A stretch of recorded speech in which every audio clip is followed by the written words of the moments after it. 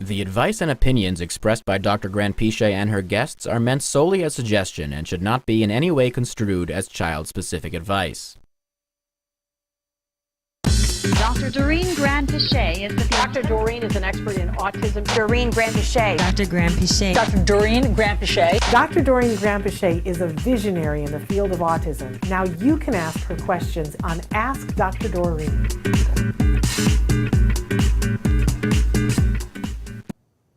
Good morning and welcome to Ask Dr. Doreen. I'm Shannon Penrod and I am here with the fabulous Dr. Doreen Grant-Pichet. Good morning. Good morning. Good morning, everyone. Nice to be here. So thrilled to have you. Thank you. Here we had you virtually last week, Virtually, right. but fun to have you in person. It's fun either nice to be way, here. but I'm selfish and I like in person better.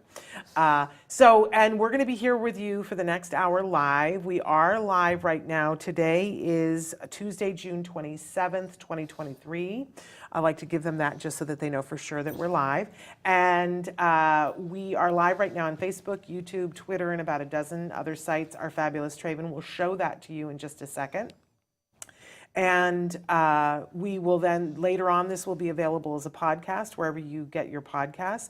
I also want to make sure that everybody knows that now this is its own separate podcast. Very that nice. you can go on all the places where you get podcasts, Apple Podcasts, Right. iHeartRadio, all those different places, and you can now, not just Autism Live, you can search Ask Dr. Doreen. And we really want you to take advantage of that, and we want you to subscribe so that you won't miss a single new episode that comes out. I will tell you that we did a false thing last week where we just moved it entirely over there, and people were like, wait a second, why can't I find my podcast? So for a brief period of time, for about a month, we're going to release it both on Autism Live and on Ask Dr. Doreen while you guys get your tookuses over and subscribe on Ask Dr. because we don't want anybody to miss their information or be confused. But please go over and subscribe at Ask Dr. Doreen because there will be perks along the way, reasons why you will want to be a subscriber to those different podcasts. That's right. So make sure that you do that. I also have to remind you that you guys have been doing a lot of work on your website. You can go to AskDrDoreen.com or DoreenGrantPichet.com and find all kinds of amazing information. Marina has been doing a wonderful job getting great information over there, so you're definitely going to want to check that out. And if you want to write in a question ahead of time, like we're taking questions right now, you guys can write in right now on YouTube, on Twitter, on Facebook, and we both get to be able to see it in real time. But sometimes you have a longer question or that doesn't fit all in the chat, or you want us to be thinking about it, you want me to share it with Dr. Grant-Pichet. So if you go to AskDrDoreen.com, there is a contact button at the top of the page. If you click that, there's an opportunity for you to put in your name and your email and your question. And that's really important because in the past, if you wrote in ahead of time to us, we didn't have a way of getting back to you to ask you a question and say, hey, Dr. Grant-Pichet wants to know, before we answer this question, how are they sleeping? What's their poop look like? Whatever the question is, right? So you can do that very easily on that contact form. And the fabulous Marina that I just referenced, she is like a warrior, man. She runs a tight ship. She's great. She's fantastic. And she actually was just letting me know that some of the sites that we just mentioned are frozen. So if you're having a hard time viewing this on, I don't know, if you're having a hard time viewing this, you won't hear me say this, but hopefully you'll switch around because I think it might be frozen on Instagram or YouTube or something. Oh but my gosh. Yeah, so maybe just move around. Like, we're on a lot of different places, and so it looks like it seems to be streaming on YouTube okay. Yeah. And hopefully, and I can see people are already joining us. Yeah, people are on Facebook, so at least we're there. And Facebook, it's good, and so yeah, let's, hopefully we can get you on here, and yes, because we have an exciting show. We absolutely do. In fact, we have a topic that we start every show with, and we'll discuss that and usually take our first question on that topic. and sometimes throughout the show, we have questions about it. But later on, we'll open it to whatever questions you guys have. And I do want to say hello to Autism Journey with Elijah, and to R said, I want to thank you all, for all you guys do and insight you've brought to me. Our daughter, who is 5, never was afraid of fireworks or noises bothering her until a few months ago. Is this normal? She started plugging her ears when she hears a blender as well. Do kids on the spectrum have extra sensitive hearing? And is it just discomforting for them, or does it physically pain them? I kind of want to hold that question, and we'll get to it a little bit later because I want to get to the topic. I do want to say that yesterday we did a whole show on how to avoid sensory meltdowns in preparation for the 4th of July. You might want to check that out. That was on Autism Live. Yeah. But can we hold that question for just a minute? Absolutely, Okay, no so problem. because our topic today, everybody fasten seatbelts, right? Our topic today is the controversy around ABA. For those of you who are like, I don't even know what ABA is Applied Behavior Analysis, and we'll ask Dr. Grant-Pichet to weigh in. But there is a great deal of controversy. Our starter question is, what do you think about how ABA has changed over the last decade and the anti-ABA articles that seem to be coming out more? Oh my God, I have so much to say about this. It's Right. such Where do a we sensitive start? topic. Yeah. So ABA is, as Shannon said, it's applied behavior analysis. It used to be called operant conditioning or behavior modification, and it is a subsection of psychological treatment. Like, it's a behavioral form of therapy. CBT, cognitive behavior therapy, is a slightly different form, and an ABA, I'm not a big fan of, honestly, applied behavior analysis, but as a title, because it's not analysis, it's treatment. But anyway, it's kind of the name that people came up with to replace behavior modification, because behavior modification didn't sound politically correct enough. But what it is the modification of behavior. That's exactly what it is. And what that means is teaching a child through various behavioral ways, which I'll talk about, or teaching an individual, anyone, to change their behavior, to modify their behavior. Now, I just want to stop there for a minute and talk about how many different things in our lives teach us to modify our behaviors. For example, and we're now talking about typically developing people, forget about autism or any other disorder, right? Just talk about natural development. When you are a baby and you want something, you cry. By crying, someone figures out what you want, whether it is that you want a change of diaper, you want food, you want comfort, whatever it is you want, and you get it. And then the crying stops, right? That's how human behavior is. Human behavior is whatever is our easiest form of communication, we communicate it, and until it finds some sort of solution, right? Someone takes care of it, and then that behavior changes. So that is the whole premise of ABA. Now, obviously with normal development, when you become 1, you cry, or 2 even, you cry, and what does the parent say? Use your words. That's the very first thing a parent will say. Use your words, and then the child will calm down, or try to calm themselves down, and will say, I want the candy, or I want juice, or whatever it is, or I don't want to do that, I want my toy, whatever they can communicate. And then we will explain to them and give them that object, because now they use their words nicely, and then that behavior increases. And the child realizes that, oh, crying doesn't work anymore. I am no longer a baby, and I can't cry to communicate. Now I need to use my words to communicate, and that's how they begin to use their words. Now they get a little bit older, they go to school, and the teacher asks a question, and the child uses their words and blurts out an answer. And the teacher says, if you want to use your words, put your hand up first.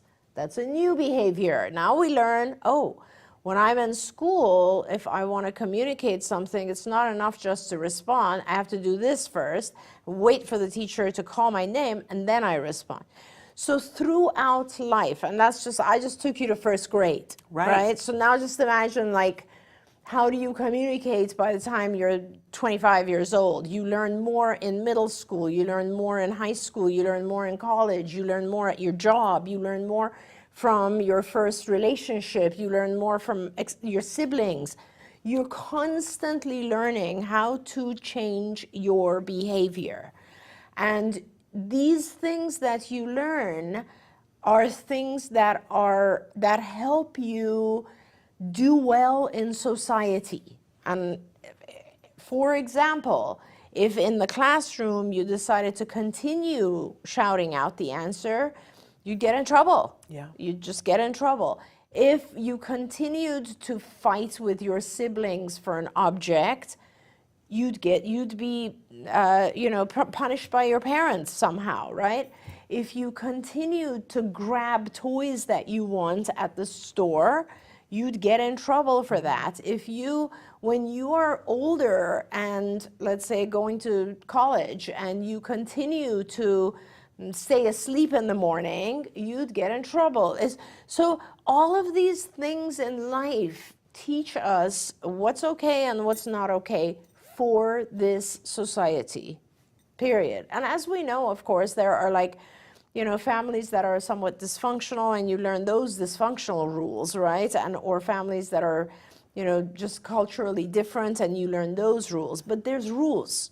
You learn the rules of your subsystem of the world, okay? Your family, your school, your environment, your town, the people around you, etc. And that is exactly what ABA does for a child or an adult with autism. At some point, due to the disability that they were experiencing, they didn't learn those rules of society, whether it was because they tantrumed and people got scared and worried because they had a title, a label called autism, and people thought, like, should I give in? What should I do? My child might be in pain. My child might be struggling. I should just help them. I should take care of them. Or it was because we as parents feel guilty when our kids are sad and crying, so we give in for that. Or it's because we're just tired as parents. For whatever reason, or a child is in special ed and they get a different kind of attention than in regular ed, or whatever the reason is, our kids don't learn the same rules. They learn different rules. And now someone with ABA comes in and says, oh, I'm going to teach him the same rules as society. I'm going to teach him he can't hit when he wants something. He can't cry when he wants something. He can't run away. He has to use his words, and he has to do it appropriately in different environments. And how am I going to teach him? The way I'm going to teach him is when he does that old behavior, like crying, hitting, biting, running away, the stuff that's not okay in this society, when he does that, I'll make sure that it doesn't work anymore. I'll make sure that it's not effective. It's not going to get him what he wanted. Yeah. But at the same time, I'm going to teach him a more effective way. The way that we usually communicate, which is using our words, or if he physically can't, using a picture exchange system or typing. Some other way that is okay from a society perspective, that is adaptive, that is not causing other people to freak out and get scared and all that sort of something that's acceptable in our society. I'm going to teach him that. And when he does that, I'll give him what he wants. That's what ABA is. Yeah. ABA has to do with teaching individuals how to communicate and how to interact in society in a way that is acceptable and in a way that helps them move forward and thrive. That's, in a nutshell, what ABA is. Now, can it be done in a poor manner? Absolutely, 100%. Everything can be done incorrectly, and then obviously it won't have the same kind of effect. Like, in other words, let's say instead of ignoring a challenging behavior, which is what you do in ABA, and it's called extinction, an individual who's teaching the child could become aggressive with the child and could say, I'm not going to just ignore you, I'm going to be punitive. That's not part of ABA. ABA doesn't use punishment. It did years and years ago, but it doesn't. For many, many years, nobody uses punishment. Okay. So, or for instance, there's a million different things that could go wrong, but the theory and the practice of good ABA is simply, I'm not going to accept behaviors that are challenging and unacceptable. I'm going to accept and reward behaviors that are positive, socially acceptable, adaptive, things that are going to help the individual move forward. And those are going to be very different for different people depending on the severity, their age. For a 2-year-old, I'm going to try and teach that 2-year-old all sorts of communication. For a 20-year-old, I'm going to really start by teaching that individual safety skills, and then maybe something after I feel like he's safe, then communication skills, then so on and so forth. So for each individual, ABA selects what is the most important thing that's going to help them thrive, and then that's what you teach. Now, recently, I had someone on a social media site write to me something about, I hope that Dr. Grant-Pichet now will stop talking about autism recovery, because recovery is only teaching people with autism to mask their true identities. And I was kind of taken aback by that because, first of all, I've been talking about recovery from autism for my entire career, for like over 45 years, and I'll continue talking about it because I don't see recovery as a bad thing. I see it as a very positive thing. It doesn't happen for everyone. It's a minority of individuals who are diagnosed with autism who actually get to the point where they lose the symptoms that produced the diagnosis to begin with. And as a clinician who was trained in diagnosis, that's what I mean when I say recovery. Now, if I have, I don't know, any other type of disorder, if I have anxiety, there are certain types of symptoms that I go to my doctor and I tell them, this is how I feel, this is how I feel, and the doctor says, oh, you have generalized anxiety disorder, or you have whatever, attention deficit hyperactivity, whatever it is, I get a diagnosis based on a series of symptoms. If those symptoms aren't there anymore, the next person I see can't give me that diagnosis. That means I have recovered from those symptoms. I don't care about is it cure, is it recovery, do people have those?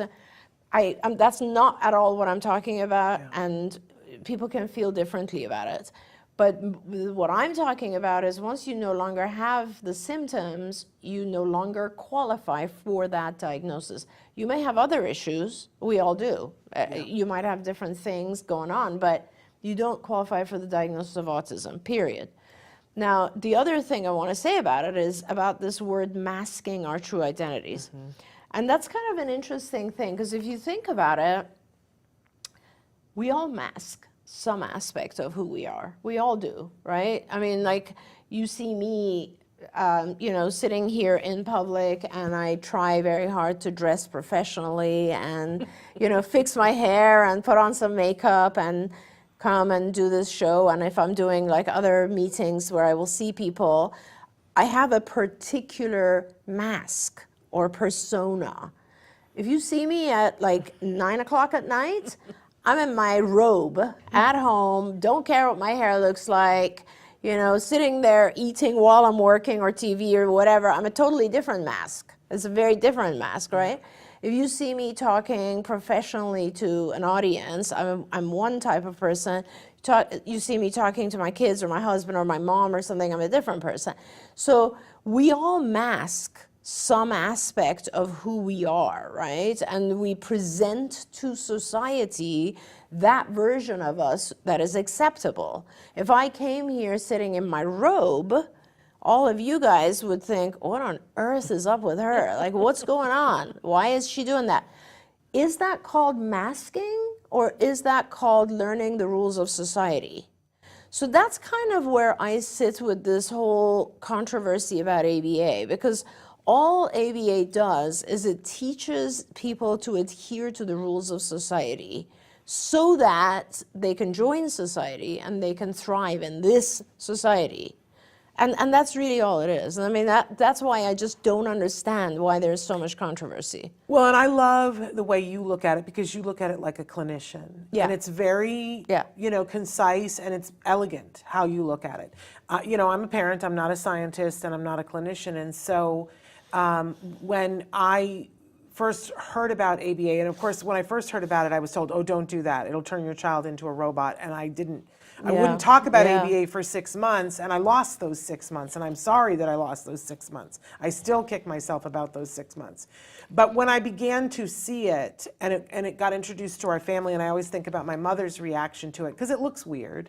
It does look weird, and I think every single parent on the planet has a moment where we think, whether your child has autism or not, you have a moment where you think, I just want the world to accept and love my child the way they are, right? And I think it can get very confusing because people put their thoughts on what it is teaching your child, and we're not used to seeing our child being taught in this very specific way, right? Yep. But I'm a former teacher, so for me, I'm gonna look at it from a teaching perspective.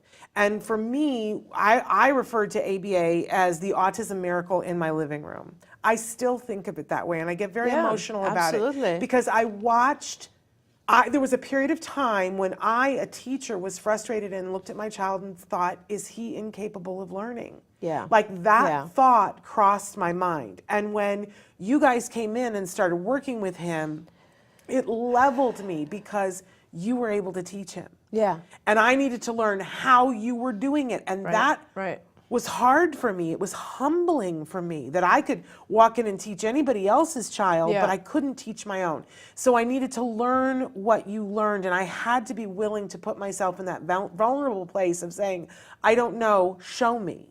Right? Yeah. But I began to realize that, somebody wrote in and said, I would say that the symptoms of autism mask the personality of the child and prevent them from living how they want to, not masking autism. I didn't think of it as him needing to learn the rules of society. I thought of it as him learning skills so that he could choose which rules he wanted to adhere to. That's a good way to put it, and too. which ones he didn't want to adhere to, and that he would be able to find his path. I always thought of it that all of the kids are out on a track, like a field and track. Yep. And some of them have more hurdles to cross than others to get the direction that they want to go to. And as a parent, I was like, what can I put in his backpack to help him to get over the hurdles or to move some of them out of the way? And listen, there was a day when it was actually my 50th birthday where we went to a friend's house, and because they were doing a birthday celebration for me, and my child went into the room where the other children were, and he wanted to play with them on the computers, and he wanted to connect. And he had certain skills in place, but he couldn't quite get it all the way there. And the evening ended with him laying face down in the foyer of their house, crying and saying, what do I have to do to get them to play with me? Yeah. And I, and there were years when he didn't have the words to say that. Yes. Right? Yes. And he had been trying to connect with these kids, and he just couldn't get them to.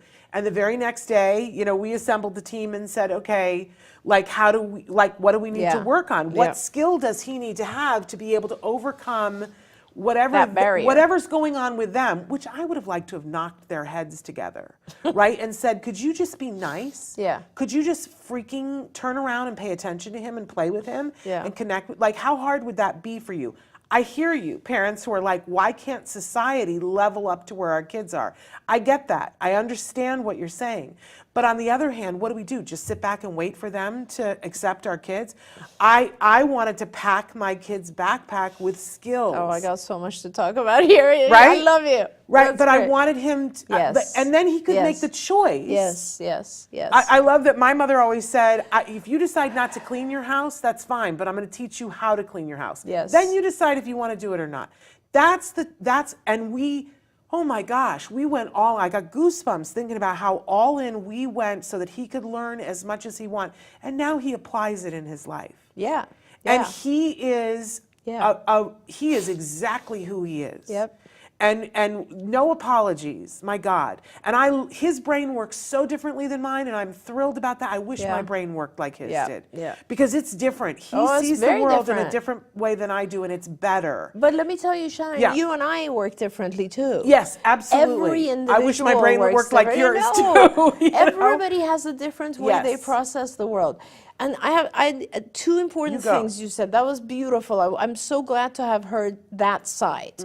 But here's how I bring it together. Yeah. So at every different level, children have a different obstacle that we're trying to teach them. When it's brand new, when they're just beginning, the main thing that we're trying to teach them is just observe and enter the world with the rest of us. Yeah. Because you guys know, you've seen kids who are completely in their own world, totally isolated, not even interested. They've learned how they occupy themselves with self-stimulatory type stuff or with an iPad or whatever, and you can barely keep them involved in this world for long enough. That's phase one.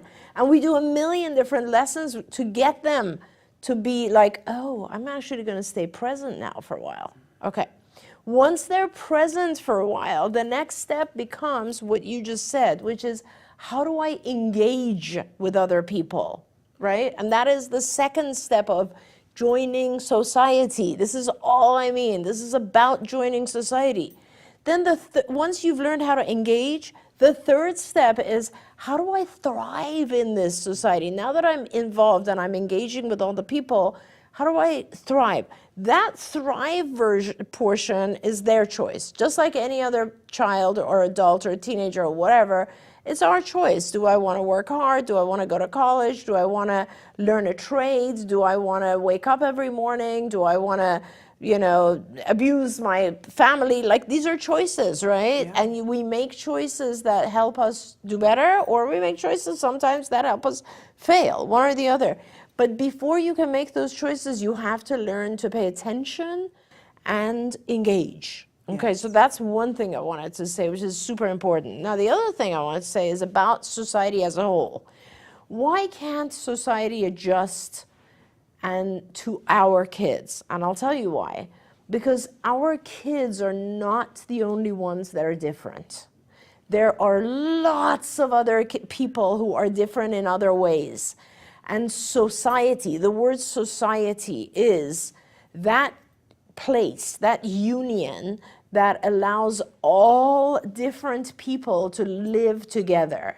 Okay, so if you have autism, you're going to have to fit into this place. If you have depression, you're going to have to fit into this place. If you have alcohol dependence, you're going to have to fit into this place.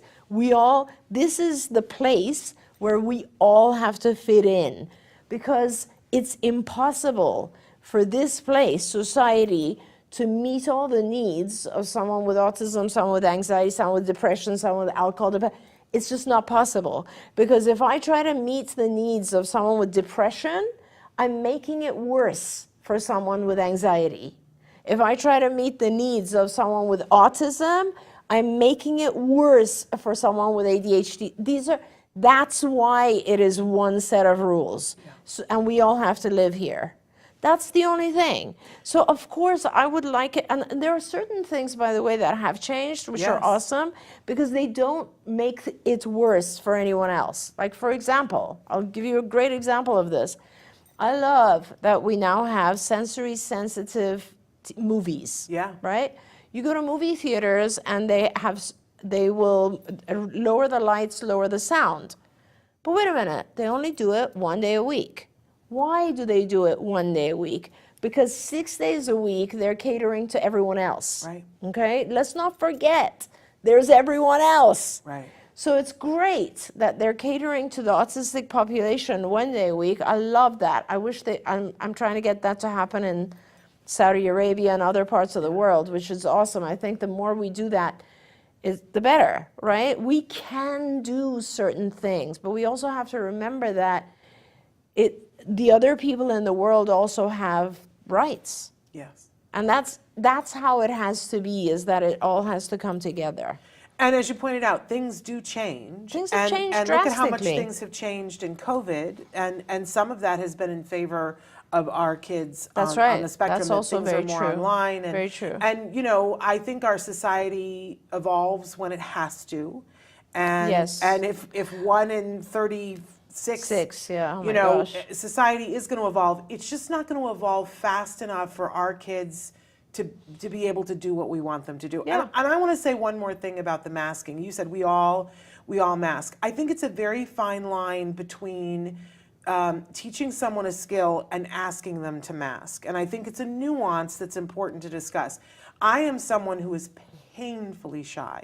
No one knows that anymore. No one, like everybody who knows me is like, I can't imagine. I am yeah. painfully shy. Painfully shy. But because of that, like to the point where there were like, I didn't have selective mutism, right? But there were times when I would go into situations and I would refuse to speak as a child Yeah. and as a teen. Yeah. Right? Because Yeah. I was and I would get so locked up in it. But there were things that I wanted to do. Yeah. Do you know what I mean? And so my mother shoved me into theater classes and was like, she's so dramatic at home, but I is can't get her awesome. to speak in person. So I learned skills that even when you're feeling anxiety, there you go. that you can still speak. And I learned, and I was reinforced for walking up to people and talking to people that I didn't Amazing. know. Amazing. Right? And a few years ago, I was doing a presentation and I was so nervous about it. And do you remember our lovely Amy Zhang? Of course. Afterwards, one of the most wonderful people on the face of the planet, you Absolutely. guys. With a heart of solid gold.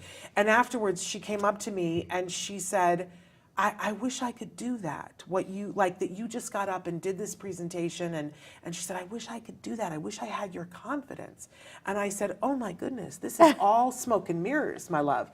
This is a skill that I learned so that I could do the thing I wanted to. Am I masking? 100%. Yeah. But it's a skill that I've learned. Otherwise, I couldn't sit here with you. Totally, Shannon. And eventually, the more you do the skill, the more comfortable it becomes, and the more, it's that by Georgia I think she's got. It becomes yours. It becomes yours, and that becomes your new self. Yes. It's a part of who I Absolutely. am now. Absolutely. But it was because it was something that I wanted to do. You can't force a person to mask because, if it's not something that is useful to them. Absolutely, I 100% agree with you. And it's useful, you being a mature, let's say, adult, at some point realized, oh, I need to learn this skill because it's going to help me. It's going to be very useful to me in this kind of situation where I want to talk publicly or I want to be in a group of people. But when you're a child, you don't, those choices, if we allowed every child to choose everything, no child would wake up and go to school. Right. Like, who wants to go to school? Yeah. Once you start going and you start realizing, oh, there's fun aspects to this, and I make my parents proud, and everybody, and my friends are there, and all this sort of stuff, then you realize, oh, this is actually good. So we learn new behaviors, and they become part of us. Yes. So initially, there isn't a lot of choice. Initially, it's just about, I'm sorry, sweetie, but you have to wake up. We can't sleep until noon every day. That's just a rule. But you give them other reinforcers until you get to the point where they can make the choice. Of course, I'm totally with you, yes. Well, I mean, I love that, yeah. You know that I totally get what you're saying, and like I said, it's elegant. I just have a different filter. No, totally. But see, like you said also, Shannon, like you've had a lot of times when your son was growing up, where like you talked about, like he would have a full-on tantrum, let's say in the supermarket or something, right? Oh, yeah. And Turned over a shopping cart once. There you go. Almost injured. There was a couple next to us with a baby, and he turned over the shopping cart, and like they were like, he almost hurt our child. Yeah. Like that big of a meltdown in a grocery store. Right. And so if you had not done the ABA that taught him that kind of behavior is not okay as a form of communication, you can't do that. No matter how frustrated you are, you can't do that. That's a rule. Yeah. If you hadn't done that, where would he be in society? I can't even. That's my I point. can't even. Like, the shiver goes up my spine. Yeah. If I had listened to the people who were like, don't do this, it'll turn him He has into a autism. robot. Let him be. And if you do this, he'll, it'll be cruel to him and it'll turn him into Yeah. a robot, and the world should just accept him the way he is. I saw the look of horror on those parents. They weren't going to accept him. Yeah. Turning over a shopping cart. Right. And listen, he was strong. I was trying to get him to not do it. It wasn't like I was, Yeah. in another world. Yeah. Anyway, okay, lots of people have written in lots of different things. 98 said, as an ex-card employee, seeing you both again talk about autism makes me feel like I'm back in a weekly TL meeting. Haha. I'm glad that you're here with us. Autism Journey with Elijah says, we're still looking for ABA therapy, a good one, in fact. Our insurance doesn't cover many options when it comes to ABA. Let's talk about that. And we will be switching insurance at the end of the year. Anyhow, choosing an ABA therapist. What should we look for in a good therapist for our son? And how do we know what is a good fit and will avoid meltdowns? Okay, now we're going to talk about that. Is it inevitable? My son attaches extremely easy, and switching therapists several times, he has issues adjusting if changing posts keeps happening. I think there's a lot of turnover with therapists, so Yes. a lot there to talk about. Where do I start? There's like 5 different things in Yes. that one paragraph to talk about. Yes.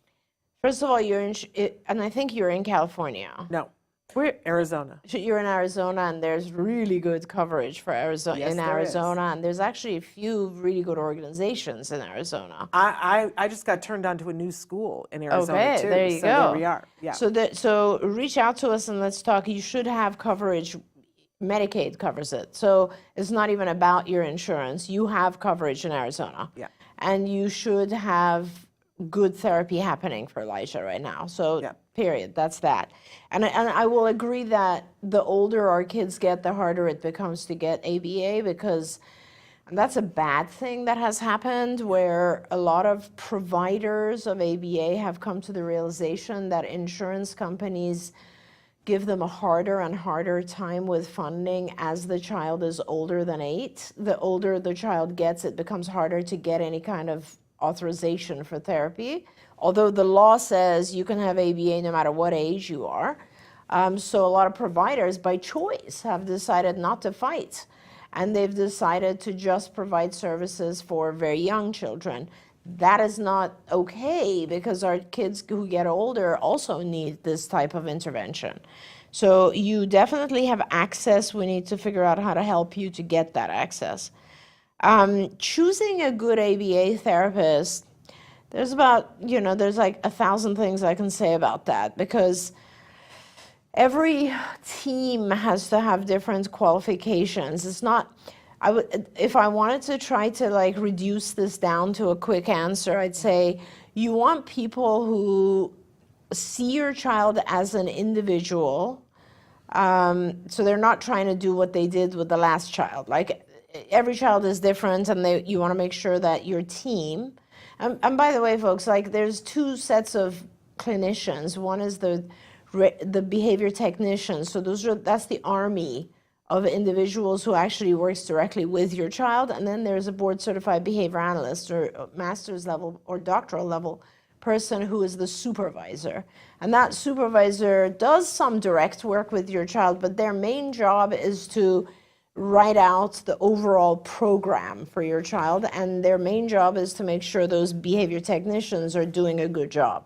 So, and they all follow the same procedures and the same protocols and training and all that, but the person at the top is designing the program and helping others implement it. The people on the team are the implementers. They're both important for different reasons. That BCBA, who's the supervisor, needs to really listen to you, really understand what you want for your child, really discuss with you what they think is important for your child, so that you feel like you're part of the team, and so that you and that person can come to a conclusion as to what your goals are for the next month, the next 6 months, next year, your child's life.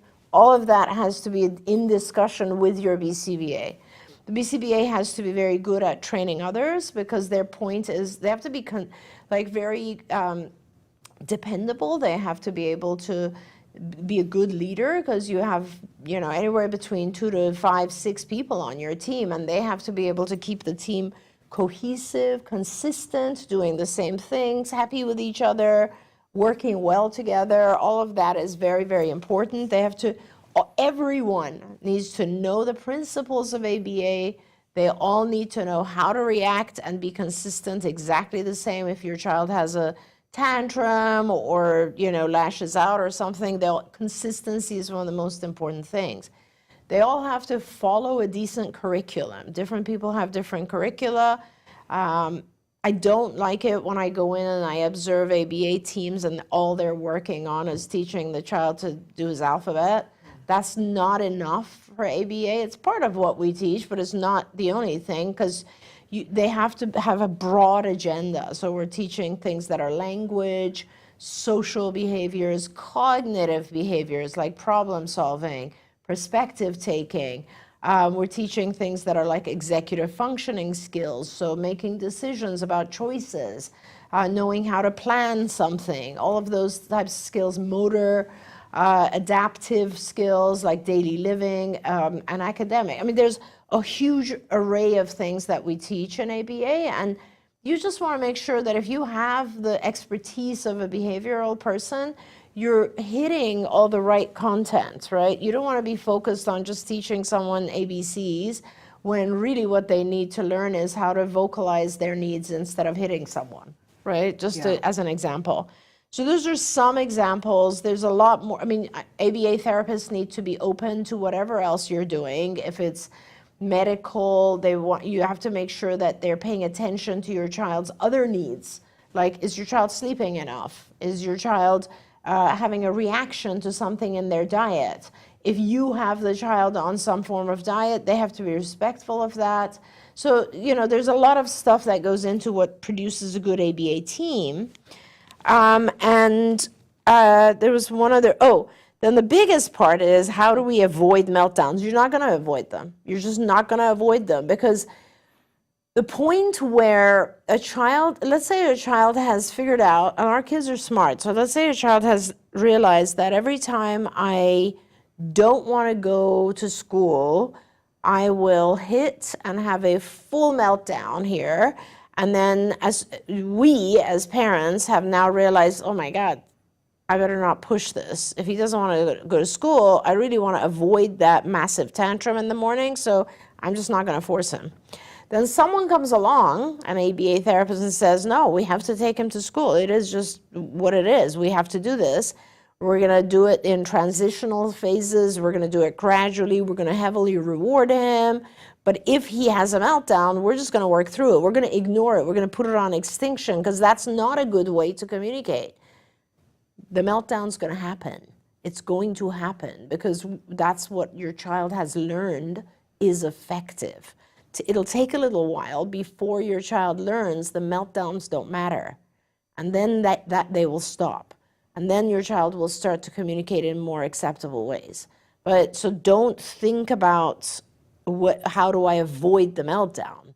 If you have a good team, don't worry, because there will be meltdowns for 5 or 6 months, and then there won't be anymore.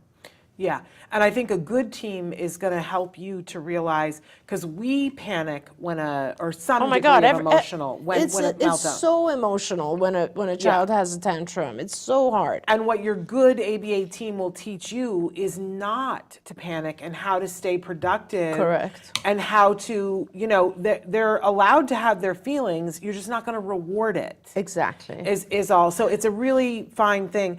But I would say to you too, that to the last part about the, changing therapists, I'm going to evoke Peter Farrig for a second. Yes. That, I hope in all of your lives you have somebody who walks into your lives that gets you and gets your kid and can help your kid learn so much, and that you have that happen. Because we certainly did. We had Peter Farrig, and once he came in, and it was like the lights came on, and I was just so filled with hope that I never wanted to let Peter go anywhere else. Yeah. I wanted him to move into our little Yes. 2-bedroom condo. And I was like, we don't need anybody else. Please stop sending other people. Just send Peter, because Peter gets me. He gets my kid. My kid learns. Yep. Everything's moving along well. Let's just do this. Don't mess with that. And Peter was the one who said to me, oh, but no, that's not how this works. He said, because we're not preparing your son to go out into the world with me with him. Yes. That's not what we're preparing Yes. him for. We're preparing him for the world. And someday, and this is exactly what he said to me, someday he's going to go to 5th grade, and the 5th grade science teacher is going to call in sick. And the person they're going to send is a substitute who does not know your son, does not know ABA, does not know about autism, doesn't really even know about science, Yep. and we're preparing for him to be successful on that day. Yeah. Which means that a whole lot of people are going to have to come through here, and they are all of them are going to be more experienced than that science teacher on that day. Yeah. Some of them are going to have more experience than others, but all of them are going to be critical to helping him to get to the point where he can have the world. And he would say to me, we're preparing him for the world, not to stay at home with me. Yeah. And so, yes, of course, your son attaches himself to somebody, and that's wonderful. And those people, you're going to have to make your peace with. Those people are going to come in and out of your lives. Right. And you're going to love them, and then they're going to leave. And it's going to happen, and it's going to be emotional.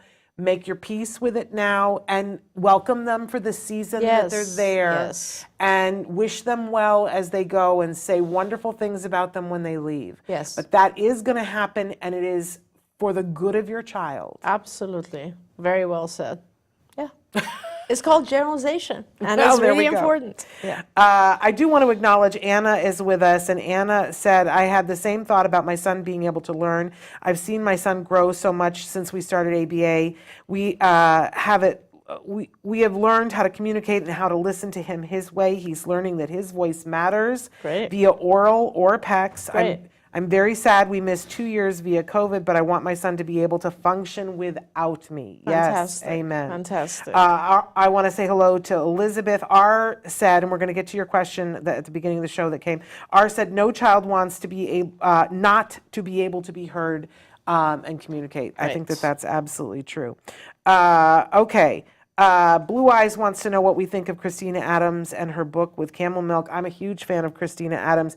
I want to really encourage you not only to read the camel book, but read her first book called A Real Boy, because it was my Bible. It's how I found my way to this woman. So many people love that book. It's a very, very well written. Christina is very eloquent, by the Yes. way, and she has really some very good books, and I do encourage you to read them. Yes, absolutely. I want to get to the question that we had at the beginning of the show that I said, let's put a pin in that for a second. R wanted to know about the sensory overload, the things, their 5-year-old was afraid of fireworks or noises bothering her, was not afraid of them until a few months ago. Is this normal? She started plugging her ears when she hears the blender as well. Yep. Do kids on the spectrum have extra sensitive hearing, and is this just discomforting for them, or does it physically pain them? You know, I don't know if it causes, what level of discomfort it causes. It definitely does cause some discomfort, but think of it in this way. Like I've had, oh my gosh, so many kids over the years. I go back into my youth, right? When I was a young therapist in my early teens. I mean, I started doing therapy when I was 16. So I remember incredible things with kids where, like, you know, they would stop what they were doing and run to the window, this little boy, and just sit at the window until the garbage truck came and passed. And that was something that I don't know if it was causing him pain or just interest, but he could hear it a minute before the rest of us. Like, nobody knew, but after a while we figured out it's the garbage truck, you know, and he loves hearing that. So, and then over the years, I mean, oh my gosh, not only have I seen things like that 1,000 times, but some of my very, very high functioning or recovered individuals have actually said to me that other sounds were much, much, much louder than the sound of language, which is amazing. Because if you think about it, we focus on certain things that are, I guess, not we have sounds that we consider to be background noise and other sounds that we consider to be foreground things to pay attention to. And in like typical development, language is one of the things that is in the foreground. It's supposed to be paid attention to, right? But with our kids, like a couple of my kids told me, like it was really hard. It was background noise for them. And they had to train themselves to not pay attention to those sounds that were louder and more acute, I guess, and to pay attention to what they considered to be background noise, which was language. Yeah. And that's how they started to really learn and pick up. But they had to focus on it. And so that's kind of interesting. Like as I get older, I realized, and this happened last night actually, I was telling my husband, because we were watching something on TV, and when you're younger, you're pretty good at multitasking in the sense that you can talk to someone and actually somewhat hear what's going on. At my age, you cannot do that. Let me just say. And like, I either have to stop this or not listen, like one or the other. I can't do both. And that's just the way it is.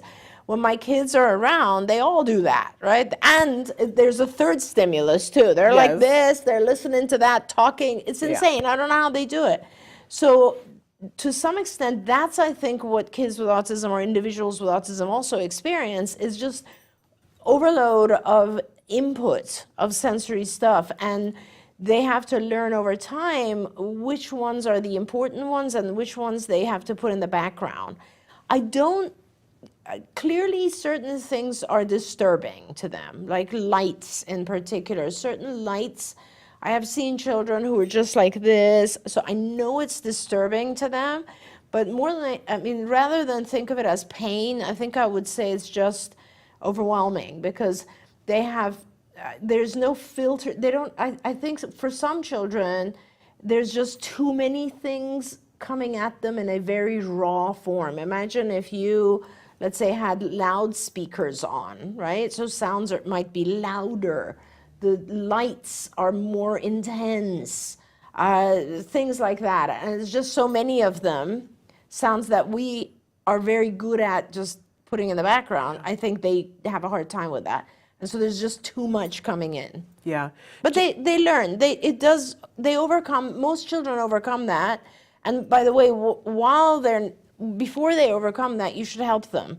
So when you're in environments that are going to be very noisy, you can give your child a sound, headphones that are reduce the sound, or you can give them glasses, sunglasses, tinted glasses.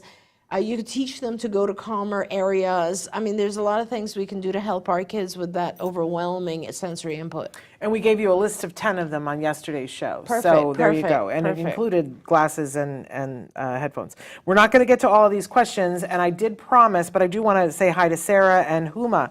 I did promise Marina that we would cover this question that came in on the website. Oh. What is your opinion on ABA versus PRT for early treatment? Is one better than the other? So pivotal response training, PRT, is kind of included under the bigger umbrella of ABA. If you want to learn more about PRT, it's a little bit different in the sense that they try to teach skills that they feel are pivotal. And if you teach this particular skill that's pivotal, a whole bunch of other skills will follow with ease, is kind of their theory. I would recommend that you read the work of the Kegels, Bob Kegel, Koegel. He's written a lot of books. His wife, Lynn, also has written books on this subject.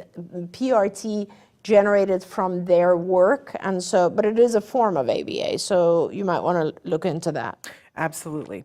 I do want to acknowledge that Elijah apparently loves to spend time alone, but will play with friends. But when the camera goes on and he goes live or is doing something with the camera, he comes out and becomes someone else. It's amazing to see him when he gets out of his shell. Isn't I that love that. amazing? Yeah, it's amazing. I just love that.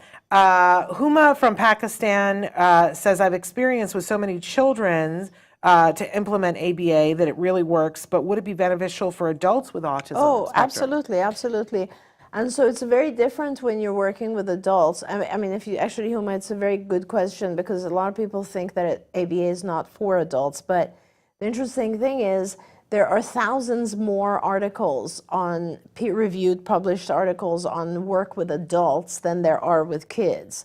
And the work with adults is a little bit different. It's what we call focused. So you're not teaching a whole bunch of different skills. You're focusing on one skill at a time. So the skill might be, I'm teaching them a job. Or it might be, I am teaching them how to, an adaptive skill, like how to make a sandwich. Or whatever, I'm teaching a high-functioning adult how to do their resume so they can get a job, or how they can socialize in college. So it's usually one skill at a time, because adults typically have a lot of stuff going on. And so, but it's absolutely effective. ABA is effective on all of us. It happens in our daily lives. This happens all the time. You know, we go to work. You go to work so that you can get a paycheck, and that paycheck is it's a token in ABA language, because money is a token reinforcer, because with money you can buy other things that you actually want, right? So if you weren't getting paid, if you didn't make money from going to work, nobody would go to work. Like, that's just, so ABA is just a principle of human behavior. There we go. And in fact, you know, I remember when we started ABA, I was told that 50% of ABA had nothing to do with autism. That they use it in businesses, corporations, Olympic athletes use ABA absolutely to get the best performance. Absolutely so right. there we go. I also want to acknowledge, Sarah says, we just changed our nanny thinking it would be a nightmare, right? But we were pleasantly surprised that the boys adjusted really well. Actually, it's better. New energy, new bond. Oh, Sarah, I went through an exact same thing when my kids were young, where I had like the same tie that you had to Peter, where I was like, oh my God, if once this nanny is gone, I'm just done. Like, I cannot handle my kid. There's no way I can work and have the 3 kids and all this, and I need this person. And the truth is, she was spectacular, but then other spectacular people came after that too. And you have to make room for that. There's somebody else who's really fabulous. And they I teach love different that you found things. that. Yeah, they come in and they do different things. I also wanted to acknowledge, there was one other thing with the discussion about Elijah. We've said this on the show, and we always get a big reaction when we say it. So many of you have written into us and said that you're on a waiting list, that you can't get in, you can't start ABA because you're on a waiting list, and your insurance, the place that your insurance sent you to, the waiting list is 2 years. Remember that you can go back to the insurance company and say to them this phrase: I need to start therapy. We've been on the waiting list. This is a denial of access to care. And then what the insurance company will do is that they will start a process of finding you another ABA provider. But if you don't ask for it and you don't use those words, they'll keep you on the waiting list. And it's not that they're trying to be mean. How would they know? Right? So make sure that you advocate for yourself. And sometimes what happens is that then you can get what they call a single case agreement. Because sometimes they'll say, well, which ABA provider would you like? We don't contract with them, but we'll put them in network on this single case agreement, and you can end up being with the ABA provider that you wanted all along, that wasn't in your network. Don't sit idly. Take the bull by the horns, as they say. Talk to your insurance company. Don't, if you have insurance coverage, don't allow the little pool that they gave you to stop you from getting ABA.